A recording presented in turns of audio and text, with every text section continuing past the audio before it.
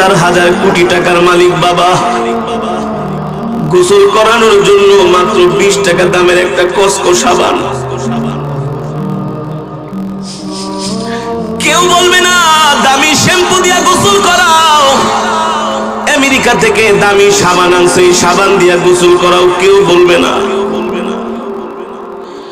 মরার পরে আপনাকে যে জিনিস দিয়া সাজায় দেওয়া হবে, অতি অল্প দামের জিনিস, অতি কম দামের জিনিস, 20 টাকার একটা সাবান দিয়া গোসল করায়া